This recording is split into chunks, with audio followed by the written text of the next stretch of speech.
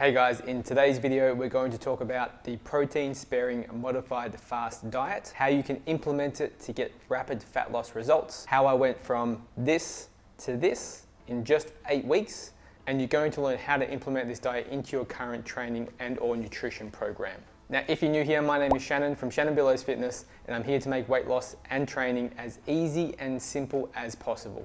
So if you're interested in those kind of videos, make sure you hit that subscribe button. So what is a protein sparing modified fast diet and who is it for? Now, unlike regular fasting where you would skip entire meals completely for a period of time, the protein sparing modified fast diet still enables you to keep a regular meal frequency of anywhere, say from 2, 3 or 4 meals per day. But within those meals, all you're aiming to achieve is your optimal protein intake. And then you want to minimize as much of the other macros as possible. Now, if you want to learn a little bit more about intermittent fasting, I've got a video up above. You can click on that and it's going to take you through the basics of intermittent fasting and how you can apply that to your current training and nutrition program. Now, the protein sparing modified fast diet has been around for quite a long time. It's also a highly successful medical practice to help obese and morbidly obese individuals lose weight rapidly with very few complications. Now, many people seem to think that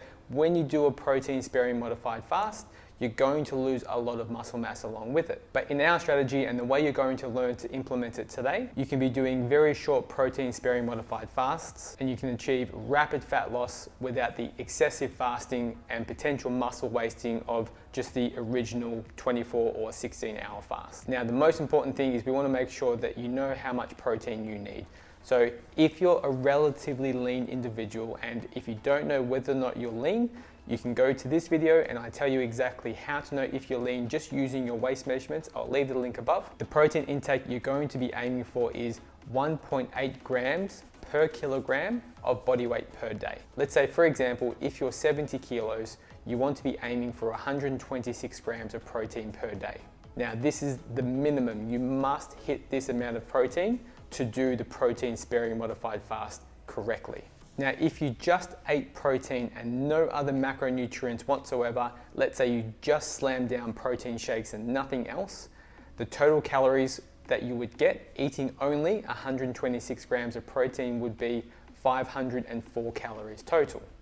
Now, this is a very low amount. So we do have some equations in relation to how low your calories should be overall. So if you're an intermediate to an advanced trainee, so you've had at least maybe 2 to 3 years of training, the amount of calories that you're going to be aiming for is your protein intake times 9.6. Now, if you're obese, you can go 8.3 times your protein intake. So if I was 100 kilos, I would have a protein intake of about 180 grams per day.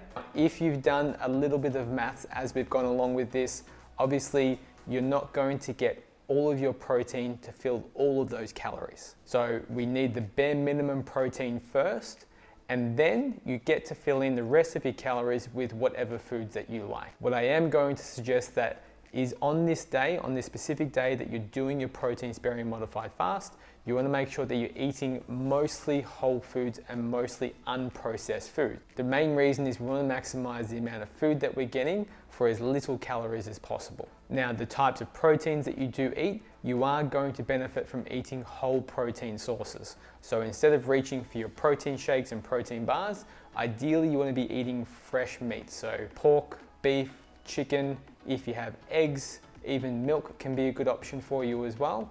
You want to make sure it's as little processed food as possible, and this is just going to make sure that you're staying full throughout the day. Now, how do you set up your protein sparing modified fast within your week? On your non-weight training days, you can include your protein sparing modified fast days, and then on your training days, you can have a substantially higher calorie day. So this is almost like calorie cycling where you get to eat more on your training days and you get to have less on your non-training days. And what this is going to enable you to do is have the maximum amount of calories to recover and build muscle on your training days, and it's going to allow you to lose the maximum amount of fat on your recovery days. Now, as long as you're getting your adequate protein on your non-training days, you do not have to worry about any muscle loss at all. So using the image that I put up before, when I went from here to here in 8 weeks, the way I set up my diet is I had about 1,800 calories on my training days. I was training 5 days per week. And then on my non-training days, I was having very close to about 1,200 calories, and most of that was being protein. Now, fasting and protein sparing modified fast are going to suit different people, and depending on your personality type and your lifestyle, more so than others. If you're a busy sedentary desk worker and your eating schedule is quite irregular, these types of people generally benefit more from protein sparing modified fast. Now, some people think that going this low in calories is going to be too aggressive and it's just not sustainable. Number one, correct, it isn't sustainable. It's not something that you should be doing for a long period of time. But number two, the research is quite clear that calorie cycling equals the same, if not better results than just your regular everyday calorie deficit. So to wrap this up for you and make it as simple as possible, you want to take your body weight in kilograms and times this by 1.8. This is going to give you your protein target for the day. Now, once you've figured out your protein target, you're going to take that number and times it by 9.6, and this is going to give you your total calorie intake for that day. Now, if you happen to eat lower than this calorie intake, that is fine. Don't worry about that. The most important thing is you just want to make sure that you at least hit your protein target. Now, it's generally best to include your protein sparing modified fast days on your non-weight training days. You can go for a leisurely walk or just take it easy and have a rest day that day, but it's generally best practice to avoid training on that day. And that's how you achieve rapid fat loss with a protein sparing modified fast diet.